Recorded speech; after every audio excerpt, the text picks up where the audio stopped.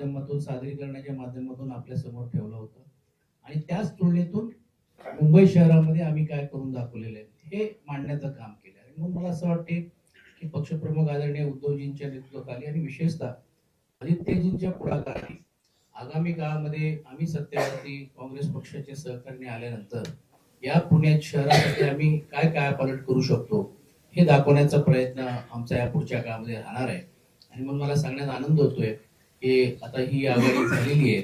आजपासून फॉर्म वाटप करत असताना पुढे पिंपरी चिंचवडमध्ये पण देखील आमचा मानस आहे की आम्ही एकत्रित बसून घेऊन चर्चा करू. ते देखील दुपारी बैठक होऊन त्याचाही निर्णय घेण्याचा प्रयत्न आमचा राहणार आहे. धन्यवाद.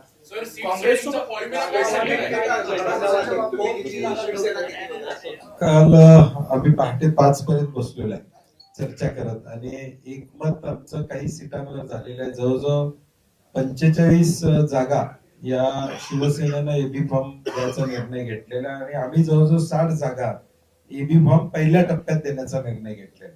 आता आज आमचे फॉर्म भरून झाल्यानंतर राहिलेली चर्चा देखील बाकीचं पण एकमत झालेलं आहे आमचं. खरं काय आता तुमच्या माहिती करता 4चा प्रभाग असल्यामुळं आम्ही वाट बघतोय पुढचे उमेदवार कुठल्या गटातनं कोण येणार आहे आणि क मधनं भरायचा का ड मधनं भरायचा या सगळ्या गोष्टी आमच्या आज संध्याकाळी म्हणजे यादी फायनल झालेली आहे, सीट वाटप झालेलं आहे. फॉर्म्युला सांगण्यापूर्वी वंचितचा प्रस्ताव आमच्याकडे आलेला आहे, त्यामुळे वंचित बरोबर आमची काँग्रेसची चर्चा स्वतंत्रपणे चालू आहे आणि म्हणून हे घटक पक्षाची चर्चा पूर्ण होत नाही तो पण आकडा सांगणं जरा संयुक्तिक ठरणार नाही, कारण की आम्हाला त्यांनाही विश्वासात घ्यावा लागेल. आणि म्हणून आज रात्री आमचा फायनल जो टॅली आहे ती दोन्ही पक्षाची, तिन्ही पक्षाची आम्ही तुमच्यासोबत नक्की. राष्ट्रवादी काँग्रेस पक्ष हा देखील चर्चेत होता, तुमच्यासोबत बैठकीत देखील होता, पण ऐनवेळी असं काय झालं की त्यांचं कोणीच नाही आलं? त्यांना तो प्रश्न त्यांना विचारायला पाहिजे. आमची चर्चा राष्ट्रवादीबरोबर 2 वेळा झाली, माझी चर्चा वारंवार त्यांच्याबरोबर होत होती. परवा दिवशी देखील अंकुश ककडेंशी मी स्वतः बोललो होतो की एकदा होय किंवा नाही आम्हाला सांगा, कारण की त्यामुळे आम्हाला वेळ झाला. कारण की ज्यावेळी आपण 3 पक्षांशी चर्चा करतो प्रमुख, त्यावेळी सीट वाटप 3 पक्षात होतं आणि 2 पक्षांची चर्चा होती त्यावेळी सीट वाटप 2 पक्षात होतं. आणि म्हणून यामध्ये आम्हाला उशीर लागायला या चर्चेमुळे झाला. आता तो त्यांचा कॉल आहे, ते आमच्या बरोबर का आले नाही. दादांनी तुम्हाला फोन केला होता सुरुवातीला, नंतर पुन्हा तुम्ही काँग्रेस सोबत आले. मी दरवेळेस तुम्हाला असं काँग्रेस का फसवतं आणि तुम्ही का फसले जाता? राष्ट्रवादी तुम्हाला दरवेळेस फसवतं आणि तुम्ही फसले जाता. नाही, आम्ही फसले गेलो नाही, आम्ही गाफील नव्हतो. यावेळी आम्ही दक्ष होतो, म्हणून काही पुढे चाललं असलं तरी बॅकडोर आमची चर्चा चालू होती. सर, मनसेच्या बाबत काय ठरलंय? जसं सांगितल्याप्रमाणे की आमचे सीट शेअरिंगचा फॉर्म्युला आता झालेला आहे. घटक पक्ष आहेत, मग ते रासपाचा पक्ष आहे, आमच्याकडनं आरपीआयचे अर्जुन डांगलेजी आहेत, त्यांनाही आहे. आता जे जे घटक पक्ष आहेत, मग त्यात MNS सारखा पक्ष आहे, हे आम्ही आमच्या स्तरावरती आमची चर्चा सुरू आहे आणि आज दुपार किंवा संध्याकाळपर्यंत त्याही बाबतीतला अंतिम निर्णय. कारण इकडेच कालच हे डिस्कशन झाल्यानंतर नेमकं काय करायचं किंवा कुठच्या सीट घ्यायची द्यायची हा प्रश्न आहे. पण सकारात्मक त्याच्यावर पण दुसऱ्या बाजूला आमचे काही प्रमुख लोक चर्चा करून तो अंतिम स्वरूपात देखील किती जागा सोडणार?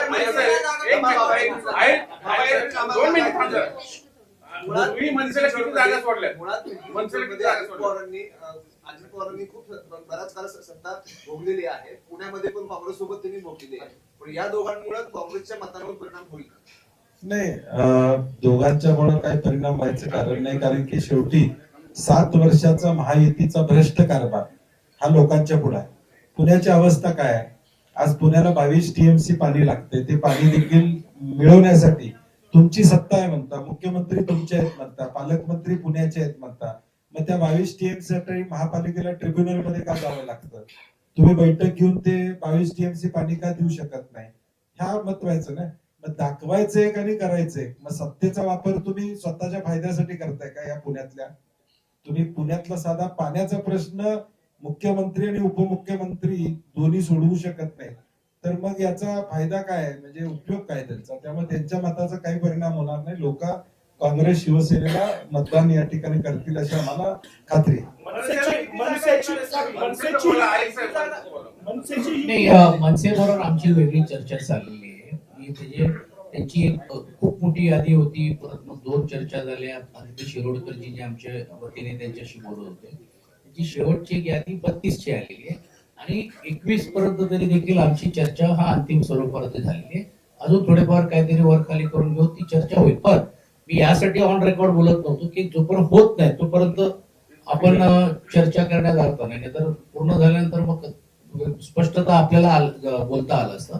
म्हणून ती चर्चा झाली. मला वाटते दुपारी आमची अंतिम बैठक होती. पण मनसेची युती फक्त शिवसेनेसोबत आहे का काँग्रेस सोबत आहे? आणि कारण आमच्या- चर्चे दुसरं कोणी दिसत नाही. आमच्या- कारण मनसेला ती जागा तुमच्या आमची विरोधात ऐका आहे. घटक पक्ष म्हणून घेऊन आम्ही आमची आता काही भागांमध्ये त्यांच्याबरोबर त्यांची युती आहेत नाही आहेत, काही भागावर आमची पण नाही आहेत. उदाहरण द्यायचं असेल वंचित आहे, तर वंचित तिकडे मुंबईला आमच्यावर लढणार आहेत की नाही हा प्रश्न आहे. पण तो शेवटी सगळ्या विरोधातली जी पक्ष आहेत ते एकत्र यायला पाहिजे ही त्याच्या मागची भूमिका आहे. आणि म्हणून तिकडे काँग्रेस पक्षांबरोबर त्यांची चाललेली आहे. तर आम्ही पण इकडे अशी भूमिका घेतली की वंचित हे तुम्ही तुमच्या कोट्यातून चर्चा केली पाहिजे आणि बाकीचे जे घटक पक्ष जे आमच्या बरोबर आहेत त्याला आम्ही आमच्या बरोबर करू. म्हणजे सिंपल आहे, काही नाही आहे. या आघाडीला पोर्टेबल आघाडी म्हणायचं का? Portable Sorry. नाही, आता कॅबिनेटला दर आठवड्याला कॅबिनेटला बसणारे जर वेगवेगळ्या निवडणुका लढवत असतील तर आम्ही निदान विरोधी पक्षात आहे. त्यामुळं त्या श देण्यासाठी आम्हाला जी पावलं उचलायला लागतं ती उचलावं लागतं. पण राजकारणी हिंदुत्वाचा विचार मांडतात त्यांचं सगळंच माहिती आहे. तुम्हाला रागाचं clear मनसेचं होऊ देणार माहिती आहे. आहे का? ट्रॅफिक प्रश्न नंतर. बाबा, ऐकायला विचारायचं बरं. मुद्दा काय आहे, तुम्ही मनसेला एक्झॅक्ट किती जागा सोडणार आहात, किती सोडले ते हे मी सांगितलं ना तुम्हाला, ऑलरेडी बोललोय मी. किती मनसेच्या आकडे उमेदवारांची येऊ देत नाही. काँग्रेस कसं करणार मग? पहिल्या टप्प्यामध्ये आकडा हे मी ऑलरेडी तुम्हाला सांगितलं 32 ची त्यांची यादी आहे. आमची 20-21 ची सकारात्मक चर्चा झालेली आहे. अजून त्यामध्ये वर खाली करून घेऊ, तो आम्ही चर्चा चालू आहे, निर्णय दृष्टिकोन घेऊ. दोन्ही लॉक किती पक्षातून लावणार? फॉर्म भरले जाणार आहेत आज. दोन्ही पक्षातून फॉर्म भरले दुपारी- जाणार दुपारी आहेत. बोलू ना. मनसे भरणार आहे का काही? आज आम्ही हे आज त्यांचं झालंच नसल्यामुळे मग आमची चर्चा अंतिम व्हायची. त्यांच्याशी आता दुपारी चर्चा होऊन ते संध्याकाळी होईल. जो फॉर्म्युला आहे ना तो फॉर्म्युला आमचा आहे, त्यांचा तो होईल. तो त्यांचा विषय आहे, कधी त्यांनी द्यायचं काय करायचं. ही आघाडी 165 जागांवर उमेदवार देऊ शकेल का? 100% आमच्याकडे उलट त्याच्यापेक्षा जास्त उमेदवार इच्छुक त्या ठिकाणी आहेत. इच्छुकांची संख्या कमी नाही आहे. 165 पेक्षा जास्त उमेदवार आमच्याकडे इच्छुक आहेत.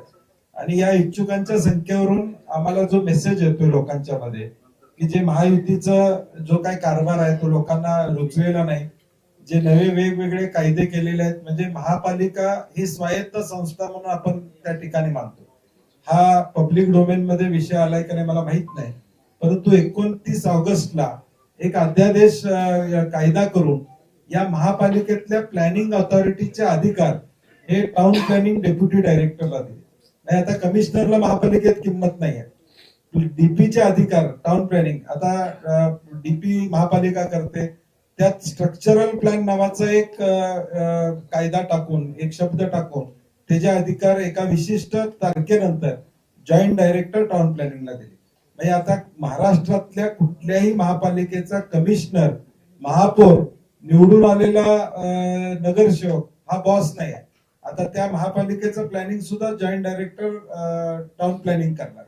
हे अधिकार महापालिकेचे काढून घ्यायला चाललेले आहेत. त्याच्या विरुद्ध आमचा लढा असणार आहे. लोकशाही या महापालिकेमध्ये टिकली पाहिजे. कायद्याच्या माध्यमातून स्वतःच्या हातात सगळे अधिकार. आता जॉईंट डायरेक्टर कुणाचं ऐकणार? मुख्यमंत्र्यांचंच ऐकणार. आणि म्हणून हे सगळे विषय अनेक आहेत की जे विषय घेऊन आम्ही लोकांच्या पर्यंत जाणार आहोत. विषय असा आहे, मागाशी तुम्ही सांगितलं की 45 जागा शिवसेनेला फायनल झाल्या, त्यातले 21 जर यांना गेले शिवसेनेला जागा किती? नाही, अजून आमची चर्चा आहे ना. हे फक्त आता जे 100 राहील झाले जागा, त्यामध्ये अजून बाकीचे जे सीट्सची जर ऑलरेडी होणार आहेत त्यात मग आम्हाला मॅक्झिमम किंवा त्यांना कमी जास्त तो डिस्कशन पॉईंट आहे. तेही आपण 90% झालेले आहेत. काही ठिकाणी आम्हाला असं वाटतं की इकडे यांनी करावं, कारण कसं आहे शेवटी प्रभाग रचना आहे 4ची. एका कॅन्डिडेट त्यांचा स्ट्रॉंग मिळतो, एकाच आमचा आहे. एका ठिकाणी कुठेतरी समजा आमच्या कॅन्डिडेटला आम्ही सांगतोय की बाबा तुम्ही महिलामध्ये लढा, कुठे ओबीसीचा विषय येत आहेत, काही भागामध्ये ओबीसीचा कॅन्डिडेट त्यांच्याकडे मजबूत आहेत, आमच्याकडे नाही आहेत. तर अशा गोष्टी पण आहेत. म्हणून मग असं ठरलं की जिकडे एकमत झालंय तर तिकडे आज किमान एबी फॉर्म तरी देऊया. बाकीच्या याच्यामध्ये पण 90% झाले, 5-10%चा विषय आहे. आणि आपण आता जे म्हणत होतं तसं की शेवटी हे लक्षात घ्यायला पाहिजे किंवा ज्यावेळी आम्ही एकत्रित एक पर्याय विरोधी पक्ष दिले, कारण भारतीय जनता पार्टीचा हा पूर्ण प्लॅनिंग आहे की पुणे महानगरपालिकेमध्ये आणि पिंपरी चिंचवडमध्ये ऑपोजिशनच ठेवायचं नाही. आणि हे तुम्ही जर बघितलं असेल की ज्यावेळी मुख्यमंत्र्यांनी पहिली स्टेटमेंट दिली की तुम्ही राष्ट्रवादीवर जाणार का, ते की आम्ही काय वेडे आहोत का किंवा राष्ट्रवादी काय, आम्ही ऑपोजिशनला स्पेस का द्यायचं, म्हणजे ह्यांची ठरलेली महायुतीमधून आम्ही इकडे लढू, तुम्ही हे लढा, आणि ऑपोजिशनचा स्पेस करत असताना जे डाव रचण्याचा प्रयत्न केला की आमच्याच घटक पक्षाला गेले 2 दिवस चर्चा करतो काहींना राजकीय आजार झाले, आता ते दिसेलच थोड्या दिवसात कुठचे आजार झाले, काही चर्चेमध्ये होते, करतोय म्हणून सांगितलं आणि मग नंतर त्यांनी माघार घेतली. तर आम्हाला तर हे पूर्ण प्लॅनिंग हा त्यांचा असा आहे की उद्या विरोधी पक्षाचे उमेदवारच राहता का म्हणून कोणीतरी अगोदर विचारलं की तुमची 165 आहेत का. आता परिस्थिती अशी आहे की त्यांच्यातले अनेक लोक आमच्या संपर्कात यायला मागतात, ते आमच्याकडे सांगतात की थांबा जरा, 1 दिवस थांबा, 1 दिवस थांबा. आणि आता स्पष्ट बोलायला हरकत नाही, काही भागांमध्ये तोही स्ट्रॅटेजीचा भाग आमचा आहे, म्हणूनच आम्ही उद्यापर्यंत आम्ही फॉर्म्स ते फॉर्म्स पण आम्ही वाटप करायचं करणार. पण एक गोष्ट नक्की आपल्या माध्यमातून पुणेकराला हे समजायला पाहिजे की विरोधी पक्ष म्हणून जर हे सत्यामध्ये जर परिवर्तन करायचे जे लोकांच्या मनामध्ये, तर हा पर्याय हा काँग्रेस आणि हा शिवसेनाच असू शकतो. कारण राष्ट्रवादी काँग्रेस पक्ष हा सत्तेतलाच पक्ष, ज्याचा उल्लेख बंटीजींनी केलं की त्यांना काही गोष्टी करता आल्या असत्या, ते फेल झालेले आहेत आणि ऑपोजिशनचा स्पेस राहू नये म्हणून ती एक स्पेस तयार करायचं आणि नंतर मग परत सत्तेत सामील व्हायचं. म्हणजे एवढंच जर वाटत असेल तर राष्ट्रवादी अजितदादा गटाने हे जाहीर केलं पाहिजे की बाबा महानगरपालिकेमध्ये आम्ही बहुमतावर आलो, तर आम्ही बहुमत आम्हाला मिळालं नाही तर आम्ही भारतीय जनता पार्टीवर जाणार नाही, हे जाहीर करावं त्यांनी. म्हणजे आम्ही समजू की हा आहे ना, खरोखरच एक विरोधी पक्षाची भूमिका घेऊन लढायचंय. म्हणजे बोलायला वेगळं बोलायचं, कॅबिनेटमध्ये एकत्र बसायचं आणि 15 दिवसाचा म्हणजे काय म्हणतात तात्पुरता घटस्फोट घ्यायचं आणि परत आम्ही एकमेकांशी एकत्रित बोलून घेऊन गप्पा मारायची, अशी भूमिका त्यांची दिसते.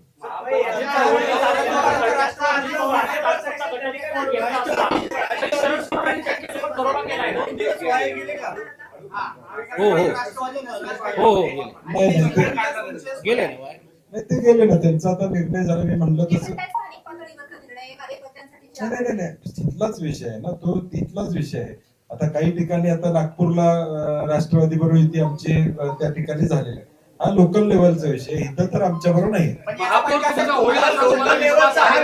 नाही त्याचा फटका बसणार नाही. विषय होता स्थानिक पातळीवर म्हणजे महाविकास आघाडी आणि अजित पवार यांची एकत्रित बैठक झाली, जागा वाटापासून सूत्र ठरलं, सगळं झालं. असं असताना मग काँग्रेसने वरच्या पक्षाने प्रदेशच्या नेत्यांनी ऐनवेळी का भूमिका अशी घेतली की अजित पवारला बरोबर नाही घेतलं. ऑफिशियली कुठलीही बैठक किंवा ऑफिशियली चर्चा झाली नव्हती.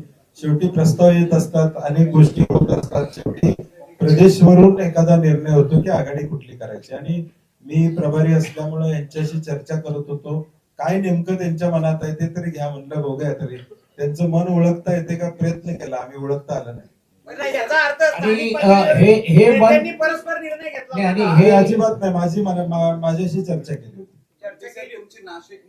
आणि आमचा स्टँड हा पहिल्यापासून क्लिअर होता की कुठच्याही प्रकारे अजितदादा गटावर आम्ही जाणार नाही किंवा चुकीची चर्चा होणार नाही. त्यांना एवढंच जर असेल तर त्यांनी सत्तेतून बाहेर पडावं, आम्ही चर्चा करायला पण तयार आहोत.